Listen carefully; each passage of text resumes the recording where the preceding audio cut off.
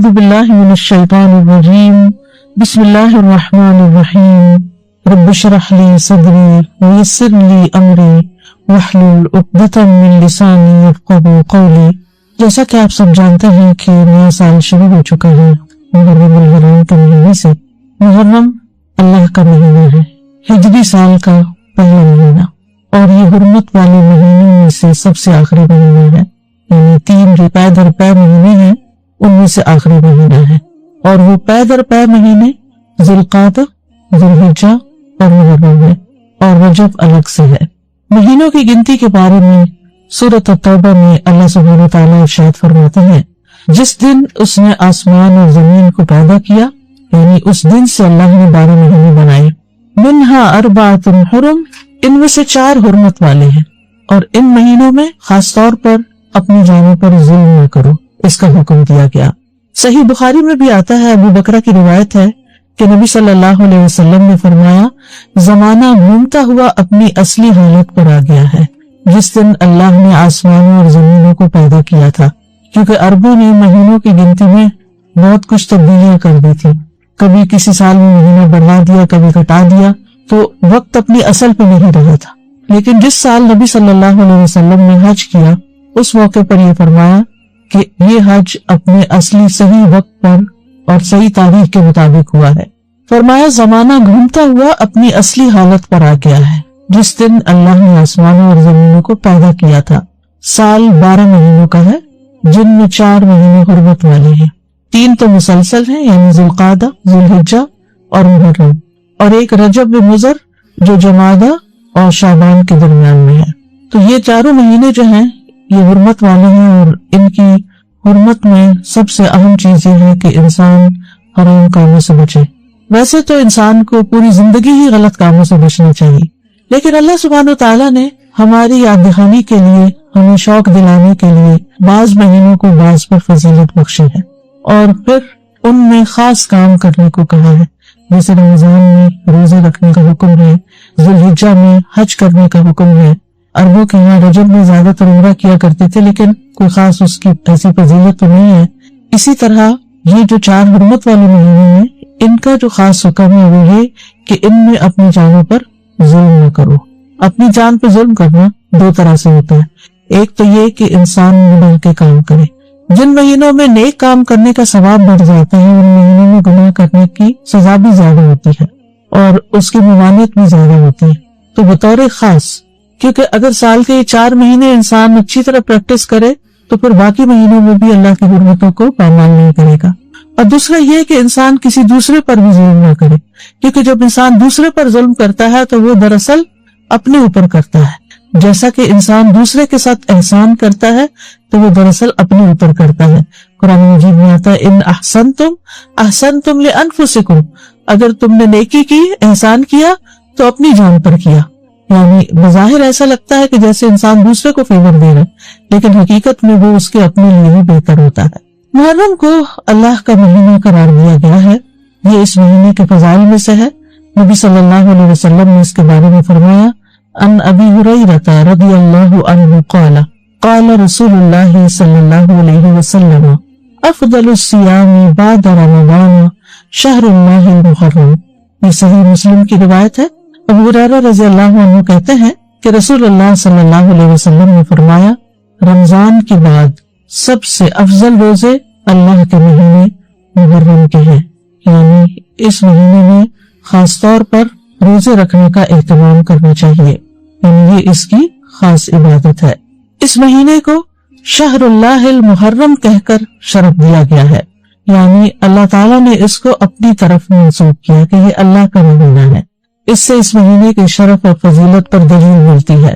اللہ سبحانہ وتعالیٰ اپنی خاص مخلوقات کو اپنی طرف منسوب کرتا ہے، جیسے اللہ سبحانہ وتعالیٰ نے محمد صلی اللہ علیہ وسلم کو، ابراہیم علیہ السلام کو، اسحاق علیہ السلام کو، یعقوب علیہ السلام کو اور دیگر انبیاء کو اپنی عبودیت کی طرف منسوب کیا ہے۔ یہ اللہ کے بندے ہیں، ان کو اپنا بندہ قرار دیا ہے۔ اسی طرح خانہ کعبہ کو اللہ تعالیٰ نے بیت اللہ کہا ہے، اللہ کا گھر۔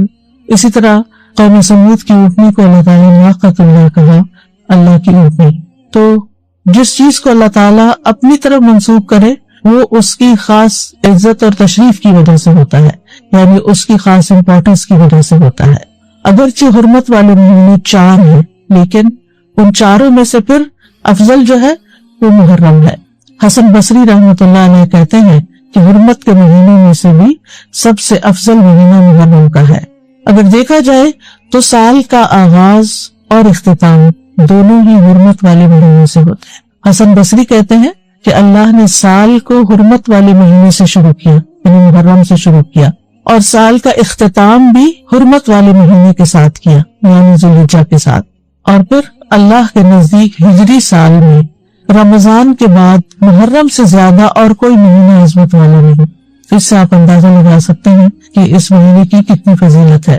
اور محرم میں سے بھی پہلے 10 دن زیادہ فضیلت کے ہیں۔ سلف صالحین 3 اشروں کی تعظیم کیا کرتے تھے۔ ابو عثمان نہدی رحمہ اللہ کہتے ہیں کہ سلف صالحین 3 اشروں کی تعظیم کرتے تھے: رمضان کے آخری 10 دن، ذوالحجہ کے پہلے 10 دن اور ماہ محرم کے پہلے 10 دن۔ یعنی یہ 3 جیسے دھاکے جن کو کہتے ہیں، یعنی 10 دن پر مشتمل دن، یہ باقی دنوں کی نسبت زیادہ اہمیت کے حامل ہے۔ حرمت والے مہینوں میں خاص طور پر ظلم کی ممانعت ہے۔ اللہ سبحانہ تعالیٰ نے ان مہینوں میں جان پر ظلم کرنے سے منع کیا، فرمایا فَلَا تَظْلِمُوا فِيهِنَّ أَنفُسَكُمْ، لہذا ان مہینوں میں خاص طور پر اس چیز کا اہتمام کرنا ضروری ہے۔ یعنی حرمت والے مہینوں میں ظلم کی سنگینی کا ذکر ہے، یعنی اس میں ظلم کرنا، کسی بھی انسان پر، کسی جاندار پر، کسی بھی چیز پر کسی کا بھی حق نہ دینا، یہ زیادہ بڑا گناہ ہے، یعنی دوسرے مہینوں کی نسبت۔ اگرچہ سارا سال ہی منع ہے، ہر حال میں ظلم سنگین ہوتا ہے، لیکن ان مہینوں میں بطور خاص منع کیا گیا ہے۔ پھر ایک اور بات یہ ہے کہ محرم کے مہینے میں خاص عبادت جو ہے وہ روزے رکھنے کی ہے۔ تو اس مہینے میں اللہ کی توفیق سے اگر ممکن ہو تو کثرت سے روزے رکھنا مستحب ہے۔ روزوں کے اعتبار سے رمضان کے بعد سب سے افضل مہینہ ہے۔ صحیح مسلم کی روایت ہے، ابو ہریرہ کہتے ہیں کہ رسول اللہ صلی اللہ علیہ وسلم نے فرمایا، رمضان کے بعد سب سے افضل روزے اللہ کے مہینے محرم کے ہیں۔ ابن رجب کہتے ہیں کہ یہ حدیث اس معنی میں واضح اور صریح ہے کہ رمضان کے بعد نفلی روزوں میں افضل ترین روزے اللہ کے مہینے محرم کے روزے ہیں، اور یہ سب نفلی روزے ہیں۔ فرض روزوں سے پہلے محرم میں روزے رکھے جاتے تھے، پھر جب فرض روزے رمضان میں ہو گئے تو پھر محرم کے روزے جو ہیں وہ نفلی ہو گئے۔ نبی صلی اللہ علیہ وسلم صرف شعبان میں کثرت سے روزے رکھتے تھے۔ عائشہ رضی اللہ تعالی عنہا روایت کرتی ہیں کہ نبی صلی اللہ علیہ وسلم شعبان کے مہینے سے زیادہ کسی اور مہینے میں نفلی روزے نہیں رکھتے تھے، مطلب آپ نے محرم کا سارا مہینہ روزے نہیں رکھے یا شعبان سے زیادہ نہیں رکھے۔ اسی طرح صحیح بخاری کی روایت ہے، ابن عباس کہتے ہیں نبی صلی اللہ علیہ وسلم نے رمضان کے سوا کبھی پورا 1 مہینہ روزے نہیں رکھے۔ تو اگرچہ اس مہینے کے روزے افضل ہیں، لیکن پورا مہینہ رکھنے کی ضرورت نہیں ہے۔ آپ روزے رکھتے حتیٰ کہ کہنے والا کہتا واللہ آپ کبھی افطار نہیں کریں گے، یعنی مسلسل رکھتے چلے جاتے تھے، اور افطار کرتے یعنی چھوڑ دیتے روزے رکھنا، حتیٰ کہ کہنے والا کہتا اللہ کی قسم آپ کبھی روزے نہیں رکھیں گے۔ تو اس میں آپ کا جو پیٹرن تھا تسلسل کے ساتھ روزے رکھنے کا، وہ ہمیشہ کے لیے نہیں ہوتا تھا۔ اور یہ کیوں نہیں کیا آپ نے؟ اس لیے نہیں کہ آپ کے اندر طاقت نہیں تھی، اس لیے کہ امت کے لیے مشکل نہ ہو، کیونکہ امت میں بہت سارے لوگ ایسے ہوتے ہیں جو نبی صلی اللہ علیہ وسلم کی ہر بات کو کاپی کرنا چاہتے ہیں، ہر سنت کی پیروی کرنا چاہتے ہیں، تو پھر یہ چیز مشکل ہو جاتی۔ اب سوال یہ پیدا ہوتا ہے کہ نبی صلی اللہ علیہ وسلم محرم کی بجائے شعبان میں کثرت سے روزے کیوں رکھتے تھے؟ علماء کو اس مسئلے میں اشکال ہوا ہے کہ اگر محرم زیادہ افضل ہے تو آپ شعبان میں کیوں زیادہ روزے رکھتے؟ کہ آپ نے صراحت کے ساتھ یہ فرمایا کہ محرم کے روزے جو ہیں وہ افضل ہیں، تو اس میں بعض علماء یہ کہتے ہیں کہ شاید آپ کو محرم کی فضیلت کا علم زندگی کے آخری ایام میں ہوا، یعنی شروع سے بھی یہ بات بتائی گئی۔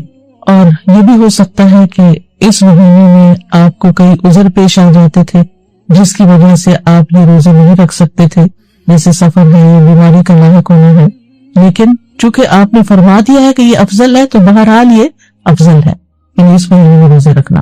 اور اس مہینے میں سے بھی خاص طور پر 10ویں تاریخ کا روزہ رکھنا۔ جمہور علماء کے نزدیک عاشورہ محرم کا 10واں دن ہے، اور اس دن روزہ رکھنا جو ہے وہ مستحب ہے، اور عاشورہ ایک اسلامی نام ہے، جاہلیت میں یہ نام معلوم نہیں تھا، کوئی سے جانتا نہ تھا، یعنی اس وقت 10 محرم کو عاشورہ نہیں کہتے تھے۔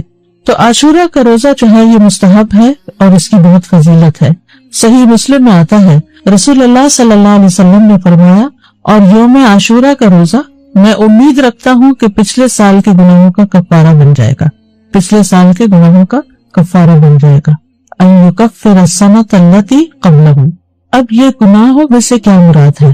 اس کے بارے میں آتا ہے کہ عاشورہ کا روزہ تمام صغیرہ گناہوں کا کفارہ بنتا ہے اور کبیرہ گناہوں میں کمی کا باعث بنتا ہے، یعنی اس میں تخفیف ہوتی۔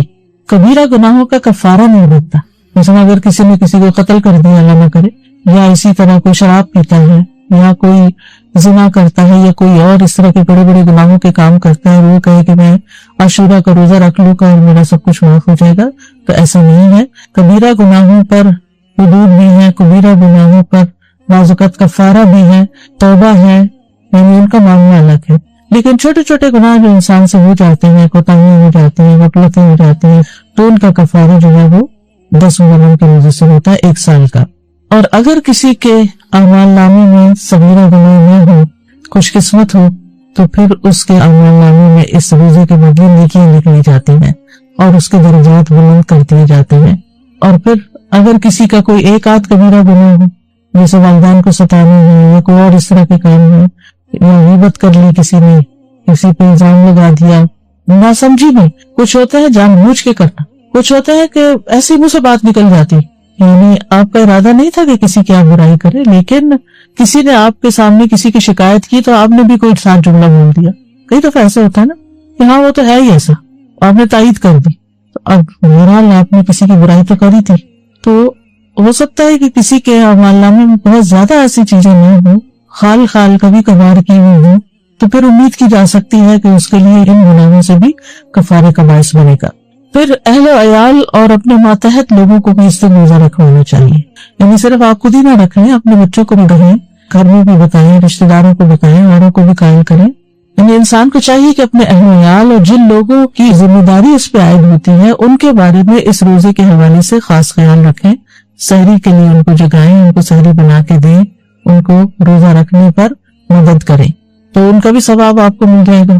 ربیہ بنت معبد رضی اللہ عنہما سے روایت ہے، وہ کہتی ہیں کہ نبی صلی اللہ علیہ وسلم نے عاشورہ کے دن صبح کے وقت انصار کی بستیوں میں یہ پیغام بھیجا کہ جس نے آج روزہ نہ رکھا ہو وہ باقی دن کچھ نہ کرے، اور جس نے روزہ رکھا ہو وہ روزے سے رہے، یعنی جس نے تو صبح سے کچھ نہیں کھایا وہ اب کچھ نہ کھایا، اور جس نے اگر کچھ کھا بھی لیا باقی دن کا روزہ رکھ لے، یعنی اتنی تاکید ہے۔ ربیہ کہتی ہے کہ اس حکم کے بعد ہم عاشورہ کا روزہ رکھتی تھی اور اپنے بچوں کو بھی رکھواتی، نیز انہیں بہلانے کے لیے ہم روئی کے کھلونے بنا دیتی، جب ان میں سے کوئی کھانے کے لیے روتا تو ہم اسے وہ کھلونا دے دیتی، یہاں تک کہ افطار کا وقت آ جاتا، یعنی بہلا بسلا کے بچوں کو بھی روزہ رکھوا دیتی۔ تو اس سے اندازہ کریں کہ اس روزے کی کتنی اہمیت ہے۔ پھر اسی طرح اہل کتاب بھی یہ روزہ رکھا کرتے تھے، یعنی جو مدینہ میں یہودی تھے وہ بھی یہ روزہ رکھتے تھے، تو نبی صلی اللہ علیہ وسلم نے ان کی مخالفت کرتے ہوئے 10ویں کے ساتھ 9ویں کے روزے کو بھی مستحب قرار دیا۔ صحیح مسلم میں ہے، عبداللہ بن عباس کہتے ہیں کہ جب رسول اللہ صلی اللہ علیہ وسلم نے یوم عاشورہ کا روزہ رکھا اور اس دن روزہ رکھنے کا حکم دیا تو صحابہ نے عرض کی، اللہ کے رسول، یہی دن ہے جس کی یہود و نصارہ تعظیم کرتے ہیں، یعنی ان کے نزدیک بھی یہ دن بڑا امپورٹنٹ ہے۔ اس پر رسول اللہ صلی اللہ علیہ وسلم نے فرمایا، جب آئندہ سال ہوگا تو اگر اللہ نے چاہا ہم 9ویں دن کا بھی روزہ رکھیں گے۔ اس کے بعد آئندہ سال نہیں آیا کہ رسول اللہ صلی اللہ علیہ وسلم وفات پا گئے۔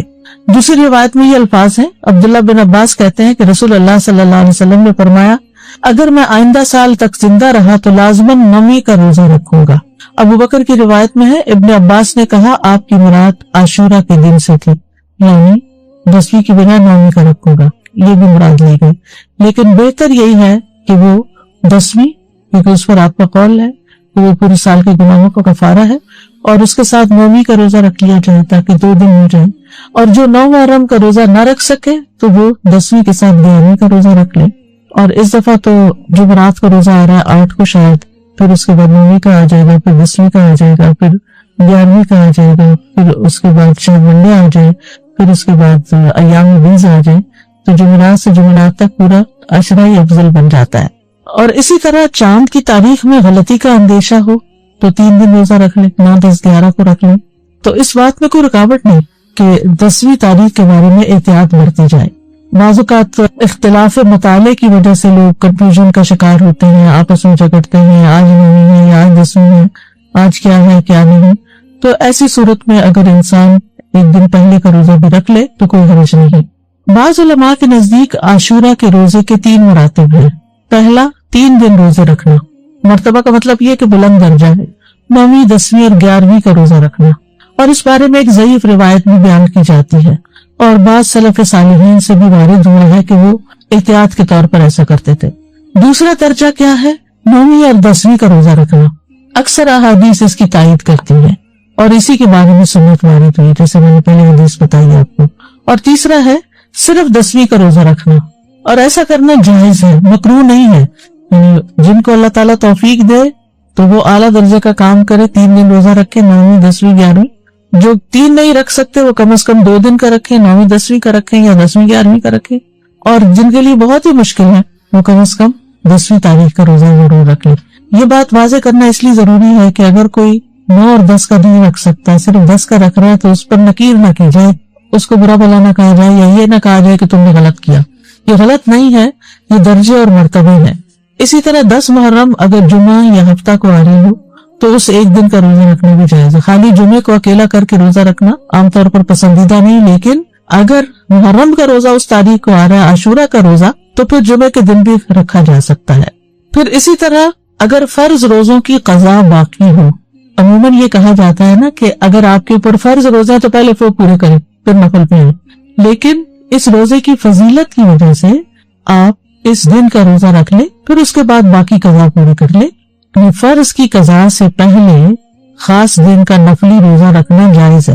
یہ ہے مسئلہ. یعنی اگر کسی نے ابھی فرض پورے نہیں کیے تو نفلی سے محروم نہ رہے. یہ روزہ اس لیے رکھنا چاہیے کہ یہ خاص دن کا روزہ ہے، جبکہ رمضان کے روزوں کی قضا کی جو مدت ہے اس میں بہت وسعت ہے، اس کی بریکٹ بڑی ہے. بعض علماء کے نزدیک عاشورہ کے روزے کو فرض کی نیت سے رکھا جا سکتا ہے، قضا بھی رکھی جا سکتی ہے. 9ویں 10ویں کا اگر وہ قضا کے اس میں رکھ سکتا ہے، لیکن یہ بعض کی رائے ہے. وہ کہتے کہ قضا صحیح ہوگی اور ساتھ ہی 10ویں تاریخ کو روزہ رکھنے کا ثواب بھی ہو جائے گا. یہ شیخ ابو عثیمین کا فتویٰ ہے، ان کے خیال میں ایسا کیا جا سکتا ہے. لیکن افضل یہی ہے کہ عاشورہ کا روزہ نفل نیت سے ہی رکھا جائے، فرض کو اس میں مکس نہ کیا جائے، اور 10ویں کے علاوہ جو باقی دن ہیں ان میں اپنے قضا روزے ادا کر لے انسان. لیکن 9 اور 11 کا روزہ قضا کی نیت سے رکھنا جائز ہے. سمجھ گئے؟ یعنی 10ویں کا روزہ قضا کی نیت سے نہ رکھے، لیکن 9ویں اور 11ویں کا رکھ لے، کیونکہ 9ویں اور 11ویں کے روزے کی کوئی خاص فضیلت نہیں بتائی گئی. پھر اسی طرح حالت سفر میں اگرچہ روزہ رکھنا منع ہے، لیکن اگر مشقت نہ ہو تو عاشورہ کا روزہ سفر میں بھی رکھا جا سکتا ہے. یعنی اگر آپ ٹریول کر رہے ہیں تو بھی آپ روزہ رکھ سکتے ہیں. لیکن حائضہ اور نفاس والی عورت کے لیے عاشورہ کا روزہ رکھنا منع ہے، جیسے رمضان کے روزے رکھنا منع ہے. رمضان کے روزوں کی قضا ہے لیکن عاشورہ کے روزے کی قضا نہیں ہے. یعنی اگر کسی خاتون سے عاشورہ کا روزہ چھٹ گیا ہے شرعی عذر کی وجہ سے، پیریڈز کی وجہ سے یا نفاس کی وجہ سے، تو ایسی صورت میں اس کو محرم کے کسی اور دن عاشورہ کا روزہ رکھنے کی ضرورت نہیں ہے. محرم کے روزے ویسے ہی افضل ہے تو وہ روزہ رکھ لے. ابو موسیٰ سے روایت ہے، وہ کہتے ہیں رسول اللہ صلی اللہ علیہ وسلم نے فرمایا، جب آدمی بیمار ہوتا ہے یا سفر کرتا ہے تو وہ جس قدر عبادات بحالت اقامت اور دوران صحت میں کرتا تھا اس کے لیے وہ سب لکھ دی جاتی ہیں. یعنی اگر ایک خاتون ہے ہر سال روزہ رکھتی ہے عاشورہ کا، لیکن اس سال وہ شرعی عذر کی وجہ سے نہیں رکھ سکتی، تو بعض اوقات پریشان ہونے لگتے ہیں، وہ کمپلین کرنے لگتے ہیں، کیا بنے گا، کیا ہو گیا، یہ کیوں ہو گیا، وہ کیوں ہو گیا. نہیں، یہ تو اللہ کی طرف سے ہے عذر.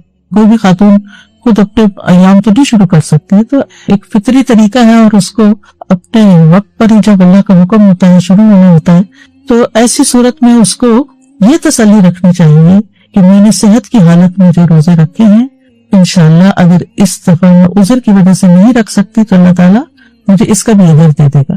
اس سے ایک بات یہ پتہ چلتی ہے کہ صحت کی حالت میں انسان کو جتنی نیکیاں ہو سکے کر لینی چاہیے، تاکہ بیماری کے دنوں میں ان کا اجر لکھا جاتا رہے.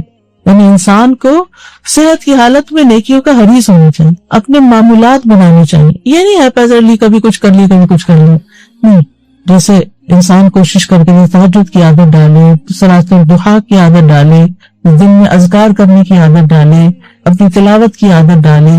یعنی ہر روز ایک مخصوص حصہ جو ہے ورد یومی جس کو کہتے ہیں، وہ ہر صورت اپنا ادا کرنے کی کوشش کرے. نمازوں کے بعد کی سنتوں کی پابندی کرے.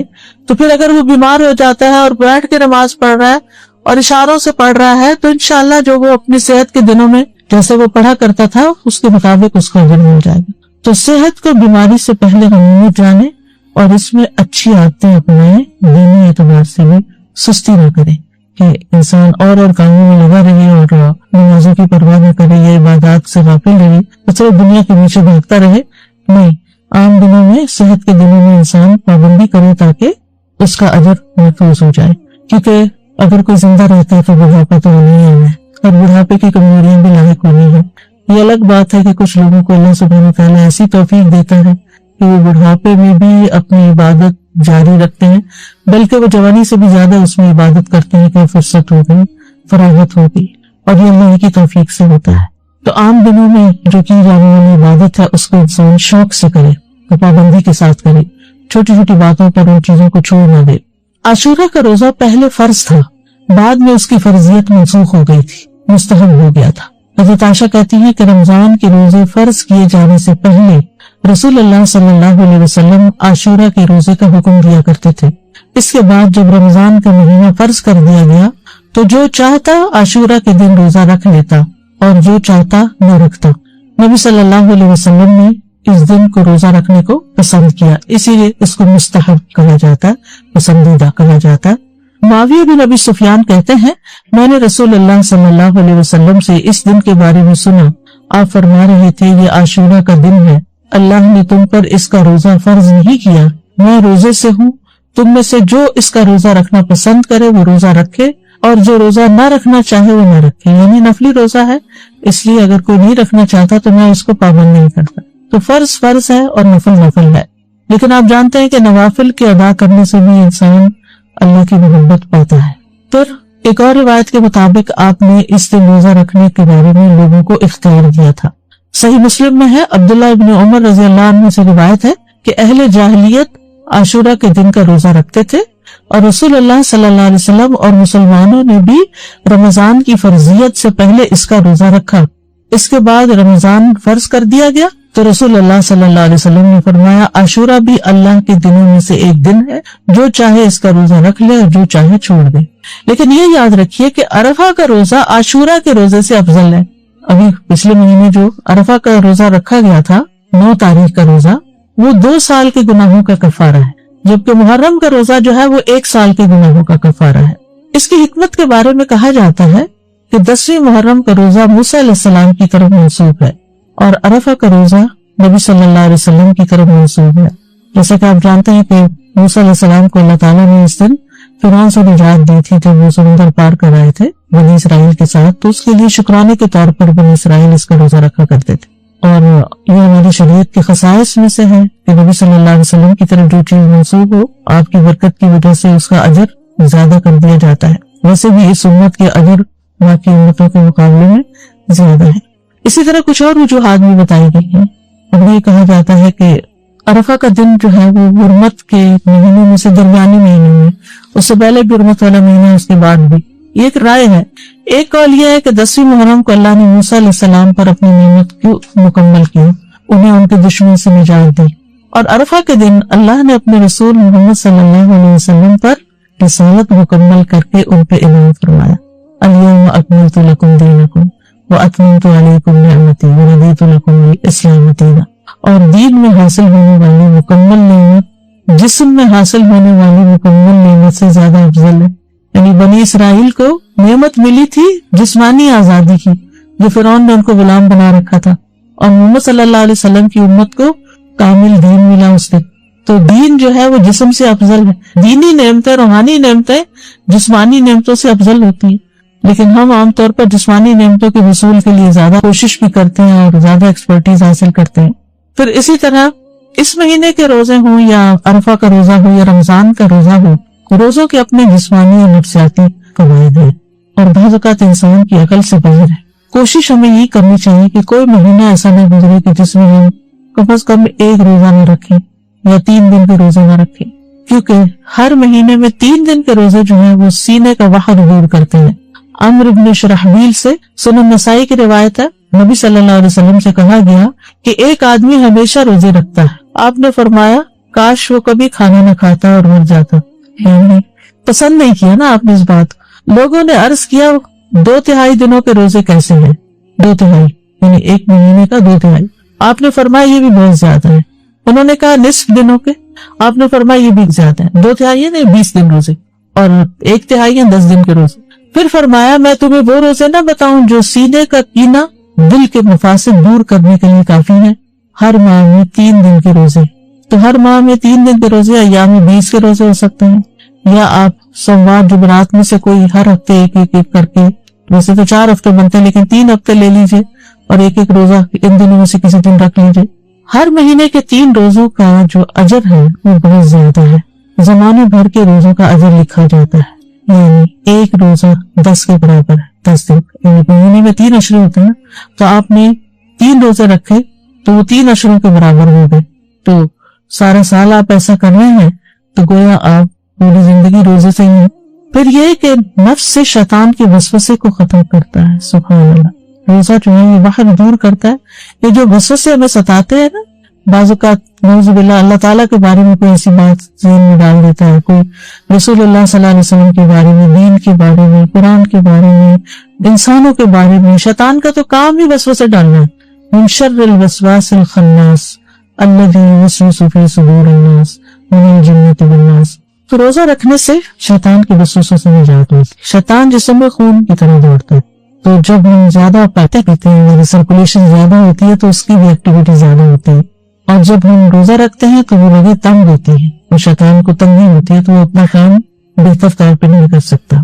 پھر اسی طرح یہ بھی آتا ہے کہ یہ روزے دار کے دل کو کینے، بغض، صبر، عداوت سے پاک کر دیتے ہیں۔ بعض اوقات انسان اپنے آپ سے ہی پریشان اور تنگ ہوتا ہے کہ کچھ لوگوں کے بارے میں اس کے دل میں جو غصہ یا غضب ہوتا ہے وہ نکلتا نہیں۔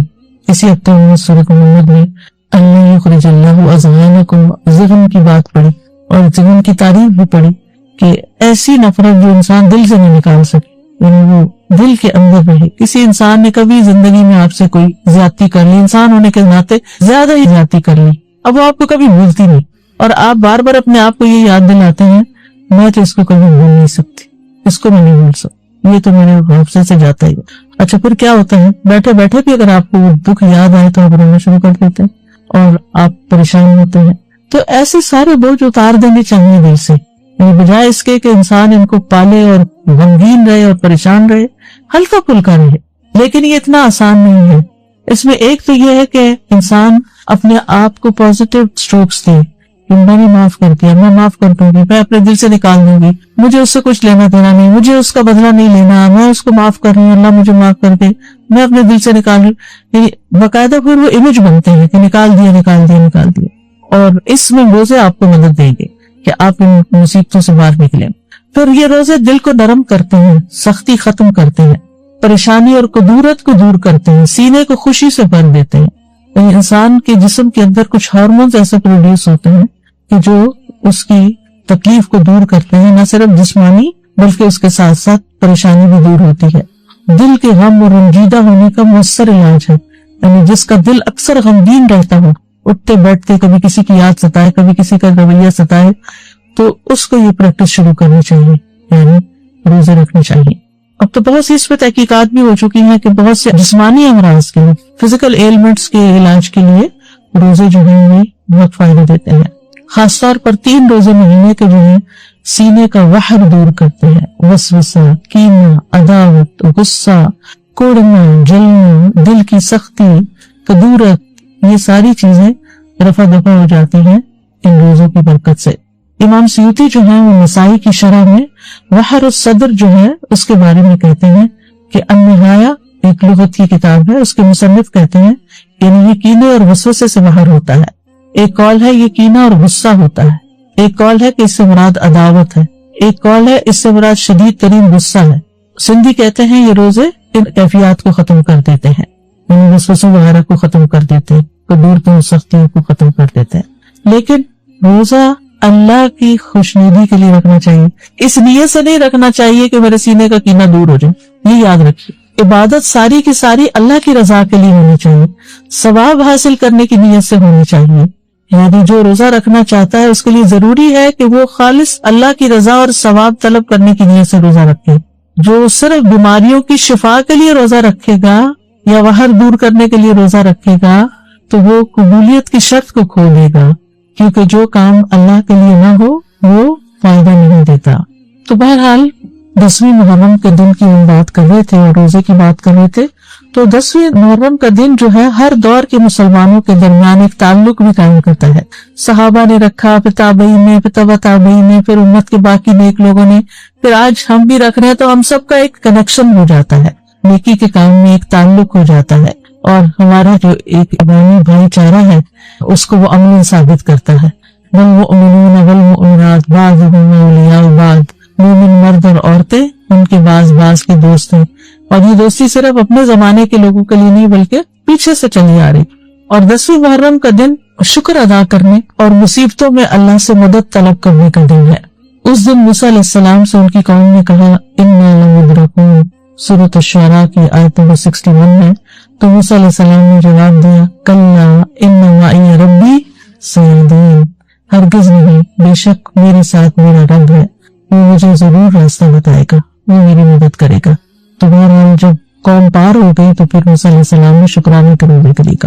جاہلیت میں لوگ اس دن کی تعظیم کرتے تھے اور اس دن کعبے کا غلاف پہناتے تھے، یعنی یہ دن انہوں نے کعبے پر غلاف پہنانے کے لیے خاص کیا ہوا تھا۔ حضرت عائشہ کہتی ہیں کہ لوگ رمضان کے روزے فرض ہونے سے پہلے عاشورہ کا روزہ رکھتے اور اس روز کعبہ کو غلاف پہنایا جاتا تھا۔ تو بہرحال 10ویں محرم کا روزہ تعظیمی اور شکرانے کا روزہ ہے، اور یہ ایک یاد دہانی ہے کہ کس طرح اللہ تعالیٰ نے موسیٰ علیہ السلام کو نجات دی اور ان کے دشمنوں کو ہلاک کیا، اور یہ اس بات کی بھی یاد دہانی ہے کہ اللہ تعالیٰ کس طرح مومنوں کی مدد کرتا ہے اور مومنوں کے دشمنوں کو غارت کر دیتا ہے۔ اس مہینے میں کچھ بدعات وغیرہ بھی رائج ہیں، اور کچھ لوگوں نے اس مہینے کو حضرت حسین رضی اللہ تعالیٰ عنہ کے ساتھ خاص کر دیا ان کی شہادت کے واقعے سے۔ ان کی شہادت تو بعد بھی ہوئی، یعنی جتنی باتیں میں نے آپ کو بتائی ہیں یہ ان سے پہلے کی ہی ہمارے دین میں موجود ہے۔ تو ہمیں یہ دیکھنا چاہیے کہ شہادت جو ہے وہ حضرت عمر کی بھی ہوئی ہے، حضرت عثمان کی بھی ہوئی ہے، حضرت علی کی بھی ہوئی ہے، حضرت حسین رضی اللہ عنہ کی بھی ہوئی ہے، ان کے گھر والوں کی بھی ہوئی ہے، اور بھی امت میں بہت سے لوگوں کی ہوئی۔ جنگ بدر میں کچھ لوگ شہید ہوئے، جنگ احد میں بہت سے لوگ شہید ہوئے۔ تو شہادت ایک بہت اعلیٰ درجے کا مقام ہے، اور جو اللہ تعالیٰ کے پاس شہید ہو کر پہنچتے ہیں یستبشرون بنعمۃ من اللہ، وہ اللہ کی نعمتیں جو ان کو ملتی ہیں ان پر خوش ہوتے ہیں۔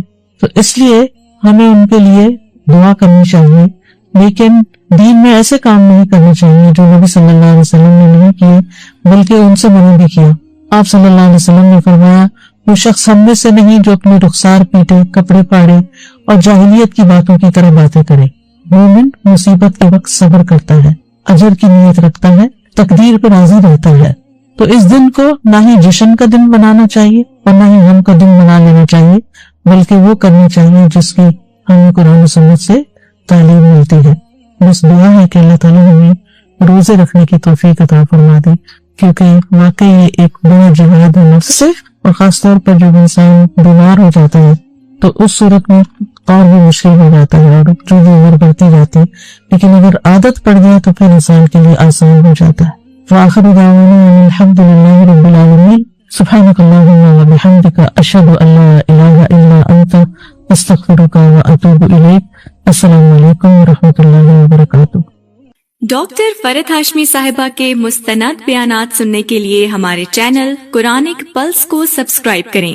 یہاں قرآن و حدیث کی روشنی میں حقیقی رہنمائی اور روحانی ترقی کے خزانے ملیں گے۔ ابھی جڑیں اور دین کو گہرائی سے سمجھیں۔ ڈاکٹر فرحت ہاشمی صاحبہ کے مستند بیانات سننے کے لیے ہمارے چینل قرآنک پلس کو سبسکرائب کریں۔ یہاں قرآن و حدیث کی روشنی میں حقیقی رہنمائی اور روحانی ترقی کے خزانے ملیں گے۔ ابھی جڑیں اور دین کو گہرائی سے سمجھیں۔ نحمدہ ونصلی علی رسولہ الکریم، اما بعد فأعوذ باللہ من الشیطان الرجیم بسم اللہ الرحمن الرحیم رب اشرح لی صدری ویسر لی امری واحلل عقدۃ من لسانی یفقہوا قولی۔ جیسا کہ آپ سب جانتے ہیں کہ نیا سال شروع ہو چکا ہے محرم الحرام کے مہینے سے۔ محرم اللہ کا مہینہ ہے، ہجری سال کا پہلا مہینہ، اور یہ حرمت والے مہینوں میں سے سب سے آخری مہینہ ہے، یعنی 3 جو پے در پے مہینے ہیں ان میں سے آخری مہینہ ہے، اور وہ پے در پے مہینے ذوالقعدہ، ذوالحجہ اور محرم ہے، اور رجب الگ سے ہے۔ مہینوں کی گنتی کے بارے میں سورۃ التوبہ میں اللہ سبحانہ و تعالیٰ ارشاد فرماتے ہیں، جس دن اس نے آسمان اور زمین کو پیدا کیا، یعنی اس دن سے اللہ نے 12 مہینے بنائے، منہا اربعۃ حرم، ان میں سے 4 حرمت والے ہیں، اور ان مہینوں میں خاص طور پر اپنی جانوں پر ظلم نہ کرو، اس کا حکم دیا گیا۔ صحیح بخاری میں بھی آتا ہے، ابو بکرہ کی روایت ہے کہ نبی صلی اللہ علیہ وسلم نے فرمایا، زمانہ گھومتا ہوا اپنی اصلی حالت پر آ گیا ہے جس دن اللہ نے آسمانوں اور زمینوں کو پیدا کیا تھا، کیونکہ عربوں نے مہینوں کی گنتی میں بہت کچھ تبدیلیاں کر دی تھی، کبھی کسی سال میں مہینہ بڑھا دیا، کبھی گھٹا دیا، تو وقت اپنی اصل پہ نہیں رہا تھا۔ لیکن جس سال نبی صلی اللہ علیہ وسلم نے حج کیا، اس موقع پر یہ فرمایا کہ یہ حج اپنے اصلی صحیح وقت پر اور صحیح تاریخ کے مطابق ہوا ہے۔ فرمایا، زمانہ گھومتا ہوا اپنی اصلی حالت پر آ گیا ہے جس دن اللہ نے آسمانوں اور زمینوں کو پیدا کیا تھا۔ سال 12 مہینوں کا ہے، جن میں 4 مہینے حرمت والے ہیں، 3 تو مسلسل ہیں، یعنی ذوالقعدہ، ذوالحجہ اور محرم، اور ایک رجب مضر جو جمادہ اور شعبان کے درمیان میں ہے۔ تو یہ 4 مہینے جو ہیں یہ حرمت والے ہیں، اور ان کی حرمت میں سب سے اہم چیز یہ ہے کہ انسان حرام کاموں سے بچے۔ ویسے تو انسان کو پوری زندگی ہی غلط کاموں سے بچنا چاہیے، لیکن اللہ سبحانہ و تعالیٰ نے ہماری یاد دہانی کے لیے، ہمیں شوق دلانے کے لیے بعض مہینوں کو بعض پر فضیلت بخشی ہے، اور پھر ان میں خاص کام کرنے کو کہا ہے، جیسے رمضان میں روزے رکھنے کا حکم ہے، ذوالحجہ میں حج کرنے کا حکم ہے۔ عربوں کے یہاں رجب میں زیادہ تر عمرہ کیا کرتے تھے، لیکن کوئی خاص اس کی ایسی فضیلت تو نہیں ہے۔ اسی طرح یہ جو 4 حرمت والے مہینے ہیں، ان کا جو خاص حکم ہے وہ یہ کہ ان میں اپنی جانوں پر ظلم نہ کرو۔ اپنی جان پہ ظلم کرنا 2 طرح سے ہوتا ہے، ایک تو یہ کہ انسان گناہ کے کام کرے، جن مہینوں میں نیک کام کرنے کا ثواب بڑھ جاتا ہے ان مہینوں میں گناہ کرنے کی سزا بھی زیادہ ہوتی ہے اور اس کی ممانعت بھی زیادہ ہوتی ہے۔ تو بطور خاص، کیونکہ اگر سال کے یہ 4 مہینے انسان اچھی طرح پریکٹس کرے تو پھر باقی مہینوں میں بھی اللہ کی حرمتوں کو پامال نہیں کرے گا۔ اور دوسرا یہ کہ انسان کسی دوسرے پر بھی ظلم نہ کرے، کیونکہ جب انسان دوسرے پر ظلم کرتا ہے تو وہ دراصل اپنے اوپر کرتا ہے، جیسا کہ انسان دوسرے کے ساتھ احسان کرتا ہے تو وہ دراصل اپنے اوپر کرتا ہے۔ قرآن مجید میں آتا ہے، ان احسنتم لانفسکم، اگر تم نے نیکی کی، احسان کیا تو اپنی جان پر کیا۔ یعنی بظاہر ایسا لگتا ہے کہ جیسے انسان دوسرے کو فیور دے رہا ہے، لیکن حقیقت میں وہ اس کے اپنے لیے ہی بہتر ہوتا ہے۔ محرم کو اللہ کا مہینہ قرار دیا گیا ہے، یہ اس مہینے کے فضائل میں سے ہے۔ نبی صلی اللہ علیہ وسلم نے اس کے بارے میں فرمایا، ان ابی ہریرہ رضی اللہ عنہ قال قال رسول اللہ صلی اللہ علیہ وسلم افضل الصیام بعد رمضان شہر اللہ المحرم۔ یہ صحیح مسلم کی روایت ہے۔ ابو ہریرہ رضی اللہ عنہ کہتے ہیں کہ رسول اللہ صلی اللہ علیہ وسلم نے فرمایا، رمضان کے بعد سب سے افضل روزے اللہ کے مہینے محرم کے ہیں، یعنی اس مہینے میں خاص طور پر روزے رکھنے کا اہتمام کرنا چاہیے، یعنی یہ اس کی خاص عبادت ہے۔ اس مہینے کو شہر اللہ المحرم کہہ کر شرف دیا گیا ہے، یعنی اللہ تعالیٰ نے اس کو اپنی طرف منسوب کیا کہ یہ اللہ کا مہینہ ہے۔ اس سے اس مہینے کے شرف اور فضیلت پر دلیل ملتی ہے۔ اللہ سبحانہ تعالیٰ اپنی خاص مخلوقات کو اپنی طرف منسوب کرتا ہے، جیسے اللہ سبحانہ تعالیٰ نے محمد صلی اللہ علیہ وسلم کو، ابراہیم علیہ السلام کو، اسحاق علیہ السلام کو، یعقوب علیہ السلام کو اور دیگر انبیاء کو اپنی عبودیت کی طرف منسوب کیا ہے۔ یہ اللہ کے بندے ہیں، ان کو اپنا بندہ قرار دیا ہے۔ اسی طرح خانہ کعبہ کو اللہ تعالیٰ نے بیت اللہ کہا ہے، اللہ کا گھر۔ اسی طرح قوم سمود کی اونٹنی کو اللہ تعالیٰ نے ناقۃ اللہ کہا، اللہ کی اونٹنی۔ تو جس چیز کو اللہ تعالیٰ اپنی طرف منسوب کرے وہ اس کی خاص عزت اور تشریف کی وجہ سے ہوتا ہے، یعنی اس کی خاص امپورٹنس کی وجہ سے ہوتا ہے۔ اگرچہ حرمت والے مہینے 4 ہیں، لیکن ان چاروں میں سے پھر افضل جو ہے وہ محرم ہے۔ حسن بصری رحمۃ اللہ علیہ کہتے ہیں کہ حرمت کے مہینوں میں سے بھی سب سے افضل مہینہ محرم کا ہے۔ اگر دیکھا جائے تو سال کا آغاز اور اختتام دونوں ہی حرمت والے مہینے سے ہوتے ہیں۔ حسن بصری کہتے ہیں کہ اللہ نے سال کو حرمت والے مہینے سے شروع کیا، یعنی محرم سے شروع کیا، اور سال کا اختتام بھی حرمت والے مہینے کے ساتھ کیا، یعنی ذوالحجہ کے ساتھ۔ اور پھر اللہ کے نزدیک ہجری سال میں رمضان کے بعد محرم سے زیادہ اور کوئی مہینہ عظمت والا نہیں۔ اس سے آپ اندازہ لگا سکتے ہیں کہ اس مہینے کی کتنی فضیلت ہے۔ اور محرم میں سے بھی پہلے 10 دن زیادہ فضیلت کے ہیں۔ سلف صالحین 3 عشروں کی تعظیم کیا کرتے تھے۔ ابو عثمان نہدی رحمہ اللہ کہتے ہیں کہ سلف صالحین 3 عشروں کی تعظیم کرتے تھے: رمضان کے آخری 10 دن، ذوالحجہ کے پہلے 10 دن اور ماہ محرم کے پہلے 10 دن۔ یعنی یہ 3 جیسے دھاکے جن کو کہتے ہیں، یعنی 10 دن پر مشتمل دن، یہ باقی دنوں کی نسبت زیادہ اہمیت کے حامل ہے۔ حرمت والے مہینوں میں خاص طور پر ظلم کی ممانعت ہے۔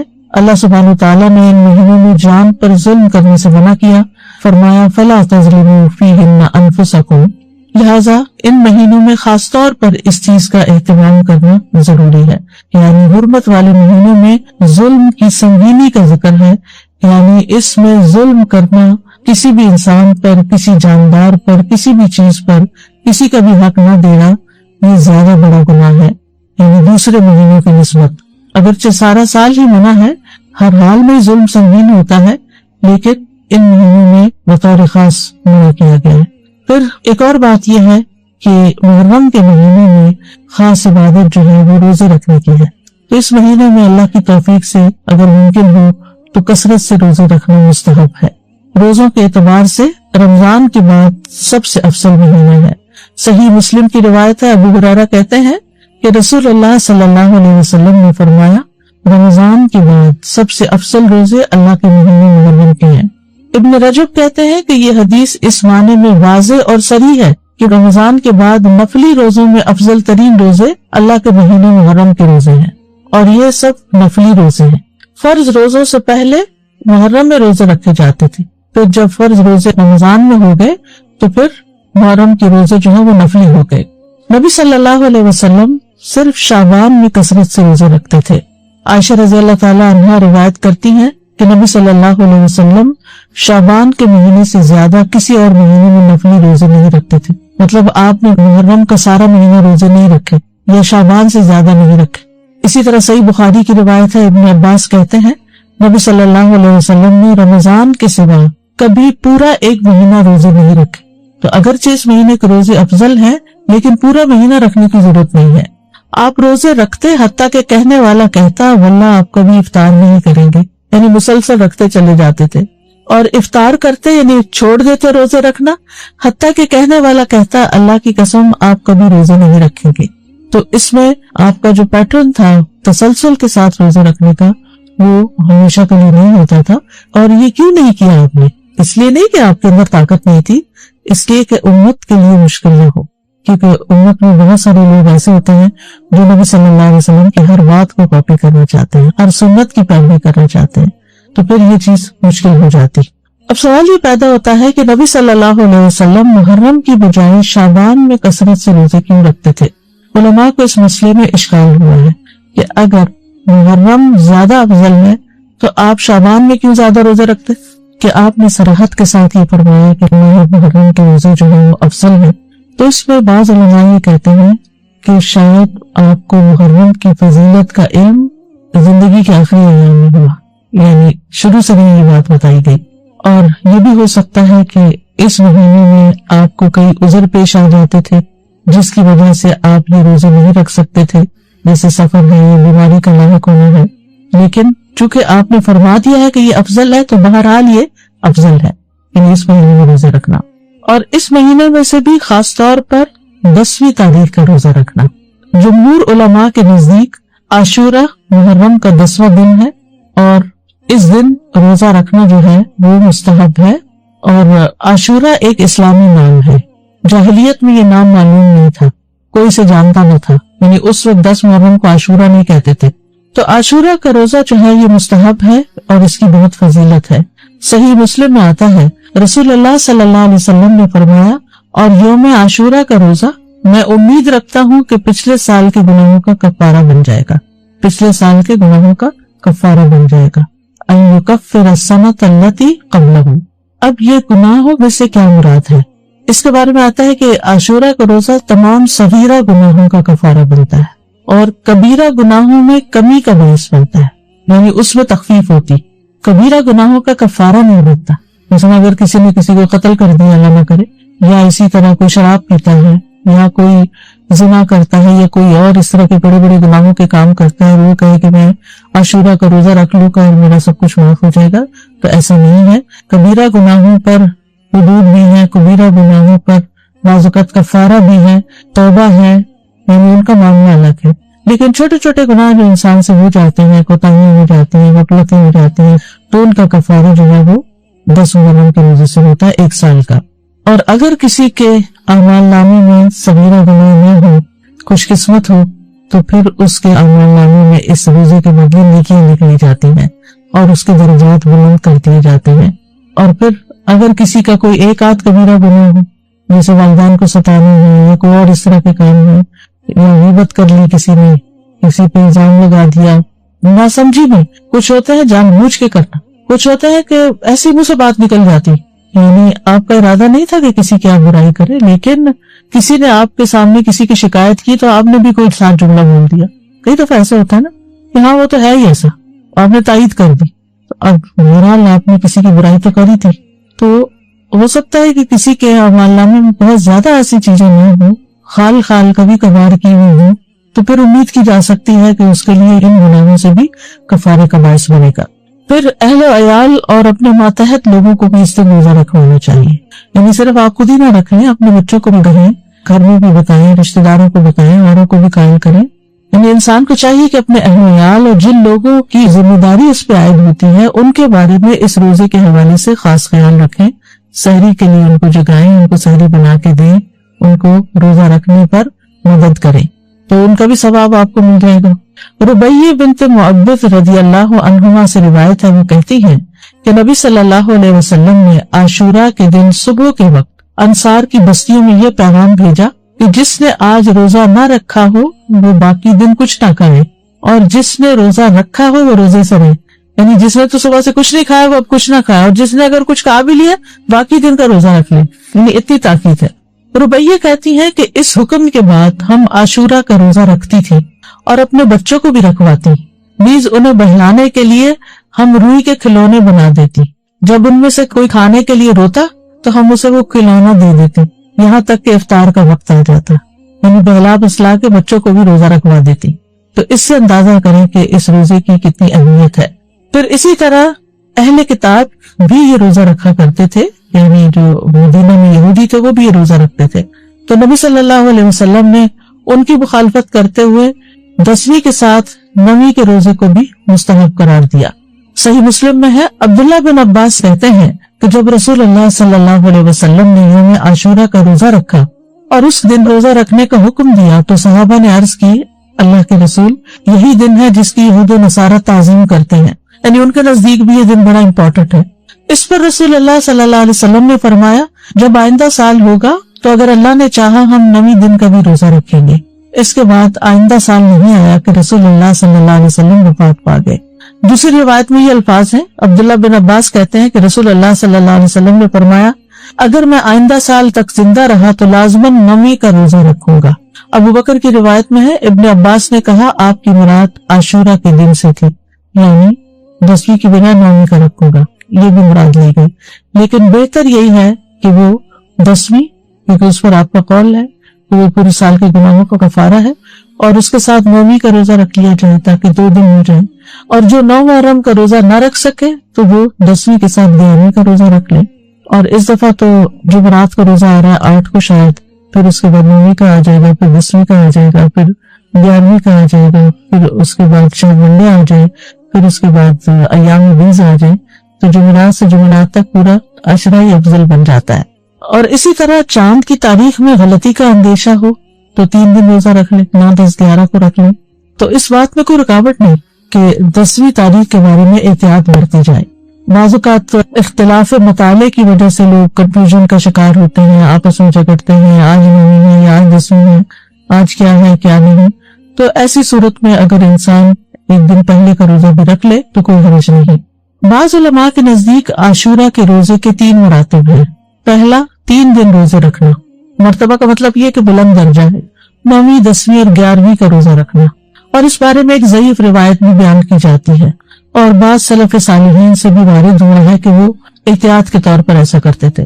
دوسرا درجہ کیا ہے؟ 9ویں اور 10ویں کا روزہ رکھنا. اکثر احادیث اس کی تائید کرتی ہیں اور اسی کے بارے میں سنت وارد ہوئی، جیسے میں نے پہلے حدیث بتائی آپ کو. اور تیسرا ہے صرف 10ویں کا روزہ رکھنا، اور ایسا کرنا جائز ہے، مکروہ نہیں ہے. یعنی جن کو اللہ تعالیٰ توفیق دے تو وہ اعلیٰ درجے کا کام کرے، 3 دن روزہ رکھے، 9ویں، 10ویں، 11ویں. جو 3 نہیں رکھ سکتے وہ کم از کم 2 دن کا رکھیں، 9ویں، 10ویں کا رکھیں یا 10ویں، 11ویں کا رکھیں. اور جن کے لیے بہت ہی مشکل ہے وہ کم از کم 10ویں تاریخ کا روزہ ضرور رکھ لیں. یہ بات واضح کرنا اس لیے ضروری ہے کہ اگر کوئی 9 اور 10 کا نہیں رکھ سکتا، صرف 10 کا رکھ رہا ہے، تو اس پر نکیر نہ کی جائے، اس کو برا بھلا نہ کہا جائے یا یہ نہ کہا جائے کہ تم نے غلط کیا. یہ غلط نہیں ہے، یہ درجے اور مرتبے ہیں. اسی طرح 10 محرم اگر جمعہ یا ہفتہ کو آ رہی ہو تو اس ایک دن کا روزہ رکھنا بھی جائز ہے. خالی جمعے کو اکیلا کر کے روزہ رکھنا عام طور پر پسندیدہ نہیں، لیکن اگر محرم کا روزہ اس تاریخ کو آ رہا ہے، عاشورہ کا روزہ، تو پھر جمعے کے دن بھی رکھا جا سکتا ہے.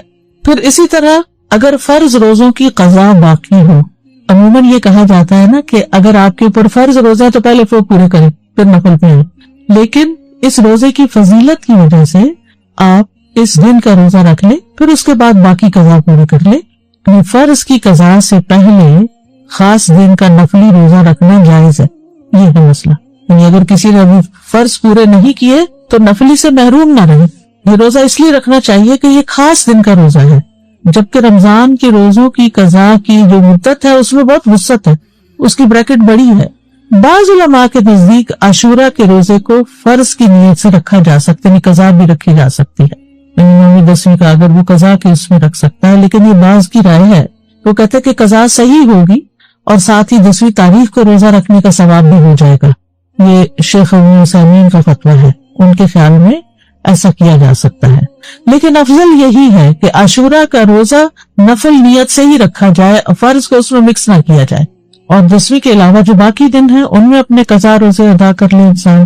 لیکن 9 اور 11 کا روزہ قضا کی نیت سے رکھنا جائز ہے. سمجھ گئے؟ یعنی 10ویں کا روزہ قضا کی نیت سے نہ رکھے، لیکن 9ویں اور 11ویں کا رکھ لے، کیونکہ 9ویں اور 11ویں کے روزے کی کوئی خاص فضیلت نہیں بتائی گئی.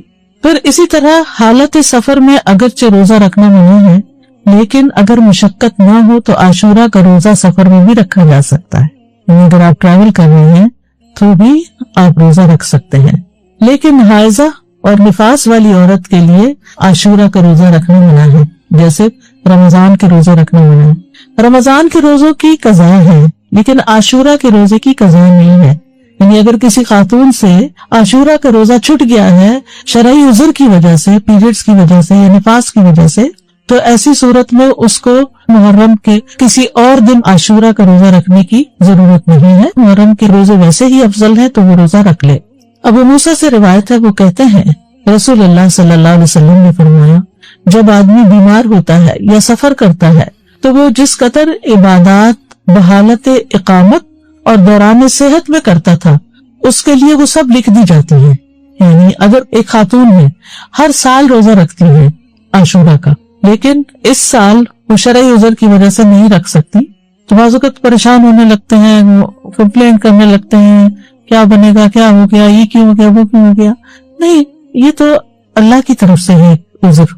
کوئی بھی خاتون خود اپنے ایام تو نہیں شروع کر سکتی ہے، تو ایک فطری طریقہ ہے، اور اس کو اپنے وقت پر ہی جب اللہ کا حکم ہوتا ہے شروع ہونا ہوتا ہے، تو ایسی صورت میں اس کو یہ تسلی رکھنی چاہیے کہ میں نے صحت کی حالت میں جو روزے رکھے ہیں انشاءاللہ اگر اس دفعہ میں عذر کی وجہ سے نہیں رکھ سکتی تو اللہ تعالیٰ مجھے اس کا بھی اجر دے دے گا. اس سے ایک بات یہ پتہ چلتی ہے کہ صحت کی حالت میں انسان کو جتنی نیکیاں ہو سکے کر لینی چاہیے. تاکہ بیماری کے دنوں میں ان کا اجر لکھا جاتا رہے.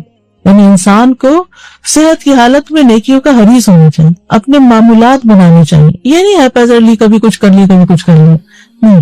جیسے انسان کوشش کر کے تہجد کی عادت ڈالے، صلاۃ الضحیٰ کی عادت ڈالے، دن میں اذکار کرنے کی عادت ڈالے، اپنی تلاوت کی عادت ڈالے. یعنی ہر روز ایک مخصوص حصہ جو ہے ورد یومی جس کو کہتے ہیں، وہ ہر صورت اپنا ادا کرنے کی کوشش کرے. نمازوں کے بعد کی سنتوں کی پابندی کرے. تو پھر اگر وہ بیمار ہو جاتا ہے اور بیٹھ کے نماز پڑھ رہا ہے اور اشاروں سے پڑھ رہا ہے تو انشاءاللہ جو وہ اپنی صحت کے دنوں میں جیسے وہ پڑھا کرتا تھا اس کے مطابق اس کو اجر مل جائے گا. تو صحت کو بیماری سے پہلے غنیمت جانے اور اس میں اچھی عادتیں اپنائیں. دینی اعتبار سے بھی سستی نہ کرے کہ انسان اور کاموں میں لگا رہے اور نمازوں کی پرواہ نہ کرے یا عبادات سے غافل رہے اور صرف دنیا کے پیچھے بھاگتا رہے. نہیں، عام دنوں میں صحت کے دنوں میں انسان پابندی کرے تاکہ اس کا اجر محفوظ ہو جائے. کیونکہ اگر کوئی زندہ رہتا ہے تو بڑھاپا تو نہیں آنا ہے اور بڑھاپے کی کمزوریاں بھی لاحق ہونی ہے. یہ الگ بات ہے کہ کچھ لوگوں کو اللہ سبحانہ و تعالیٰ ایسی توفیق دیتا ہے کہ وہ بڑھاپے میں بھی اپنی عبادت جاری رکھتے ہیں، بلکہ وہ جوانی سے بھی زیادہ اس میں عبادت کرتے ہیں کہ فرصت ہو گئی، فراغت ہو گئی، اور یہ اللہ کی توفیق سے ہوتا ہے. تو عام دنوں میں جو کی جانے والی عبادت ہے اس کو انسان شوق سے کرے، تو پابندی کے ساتھ کرے، چھوٹی چھوٹی باتوں پر ان چیزوں کو چھوڑ نہ دے. عاشورہ کا روزہ پہلے فرض تھا، بعد میں اس کی فرضیت منسوخ ہو گئی تھی، مستحب ہو گیا تھا. حضرت عائشہ کہتی ہیں کہ رمضان کے روزے فرض کیے جانے سے پہلے رسول اللہ صلی اللہ علیہ وسلم عاشورہ کے روزے کا حکم دیا کرتے تھے. اس کے بعد جب رمضان کا مہینہ فرض کر دیا گیا تو جو چاہتا عاشورہ کے دن روزہ رکھ لیتا اور جو چاہتا نہ رکھتا. نبی صلی اللہ علیہ وسلم نے اس دن کو روزہ رکھنے کو پسند کیا، اسی لیے اس کو مستحب کہا جاتا ہے، پسندیدہ کہا جاتا ہے. معاویہ بن ابی سفیان کہتے ہیں میں نے رسول اللہ صلی اللہ علیہ وسلم سے اس دن کے بارے میں سنا. آپ فرما رہے تھے یہ عاشورہ کا دن ہے، اللہ نے تم پر اس کا روزہ فرض نہیں کیا، میں روزے سے ہوں، تم میں سے جو اس کا روزہ رکھنا پسند کرے وہ روزہ رکھے اور جو روزہ نہ رکھنا چاہے وہ نہ رکھے. یعنی نفلی روزہ ہے، اس لیے اگر کوئی نہیں رکھنا چاہتا تو میں اس کو پابند نہیں کرتا. تو فرض فرض ہے اور نفل نفل ہے. لیکن آپ جانتے ہیں کہ نوافل کے ادا کرنے سے بھی انسان اللہ کی محبت پاتا ہے. پھر ایک اور روایت کے مطابق آپ نے اس دن روزہ رکھنے کے بارے میں لوگوں کو اختیار دیا تھا. صحیح مسلم میں ہے، عبداللہ ابن عمر رضی اللہ عنہ سے روایت ہے کہ اہل جاہلیت عاشورہ کے دن کا روزہ رکھتے تھے اور رسول اللہ صلی اللہ علیہ وسلم اور مسلمانوں نے بھی رمضان کی فرضیت سے پہلے اس کا روزہ رکھا. اس کے بعد رمضان فرض کر دیا گیا تو رسول اللہ صلی اللہ علیہ وسلم نے فرمایا عاشورہ بھی اللہ کے دنوں میں سے ایک دن ہے، جو چاہے اس کا روزہ رکھ لے اور جو چاہے چھوڑ دے. لیکن یہ یاد رکھیے کہ عرفہ کا روزہ عاشورہ کے روزے سے افضل ہے. ابھی پچھلے مہینے جو عرفہ کا روزہ رکھا گیا تھا 9 تاریخ کا روزہ، وہ 2 سال کے گناہوں کا کفارہ ہے، جبکہ محرم کا روزہ جو ہے وہ 1 سال کے گناہوں کا کفارہ ہے. اس کی حکمت کے بارے میں کہا جاتا ہے کہ 10ویں محرم کا روزہ موسیٰ علیہ السلام کی طرف منسوب ہے اور عرفہ کا روزہ نبی صلی اللہ علیہ وسلم کی طرف منسوب ہے. جیسا کہ آپ جانتے ہیں کہ موسیٰ علیہ السلام کو اللہ تعالیٰ نے اس دن فرعون سے نجات دی تھی جب وہ سمندر پار کر آئے تھے بنی اسرائیل کے ساتھ، تو اس کے لیے شکرانے کے طور پر بنی اسرائیل اس کا روزہ رکھا کرتے تھے. اور یہ ہماری شریعت کے خصائص میں سے ہے کہ نبی صلی اللہ علیہ وسلم کی طرف جو چیز منسوب ہو آپ کی برکت کی وجہ سے اس کا اجر زیادہ کر دیا جاتا ہے. ویسے بھی اس امت کے اجر باقی امتوں کے مقابلے میں زیادہ ہے. اسی طرح کچھ اور وجوہات بھی بتائی گئی ہیں. اب یہ کہا جاتا ہے کہ عرفہ کا دن جو ہے وہ حرمت کے مہینوں میں سے درمیانی مہینے میں، اس سے پہلے بھی حرمت والا مہینہ، اس کے بعد بھی. یہ ایک رائے ہے. ایک قول یہ ہے کہ 10ویں محرم کو اللہ نے موسیٰ علیہ السلام پر اپنی نعمت کیوں مکمل کی، انہیں ان کے دشمن سے نجات دی. اور عرفہ کے دن اللہ نے اپنے رسول محمد صلی اللہ علیہ وسلم پر رسالت مکمل کر کے ان پہ انعام فرمایا. الیوم اکملت لکم دینکم واتممت علیکم نعمتی ورضیت لکم الاسلام دینا. اور دین میں حاصل ہونے والی مکمل نعمت جسم میں حاصل ہونے والی مکمل نعمت سے زیادہ افضل ہے. یعنی بنی اسرائیل کو نعمت ملی تھی جسمانی آزادی کی، جو فرعون نے ان کو غلام بنا رکھا تھا، اور محمد صلی اللہ علیہ وسلم کی امت کو کامل دین ملا اس نے. تو دین جو ہے وہ جسم سے افضل ہے. دینی نعمتیں، روحانی نعمتیں جسمانی نعمتوں سے افضل ہوتی ہیں، لیکن ہم عام طور پر جسمانی نعمتوں کے حصول کے لیے زیادہ کوشش بھی کرتے ہیں اور زیادہ ایکسپرٹیز حاصل کرتے ہیں. پھر اسی طرح اس مہینے کے روزے ہوں یا عرفہ کا روزہ ہو یا رمضان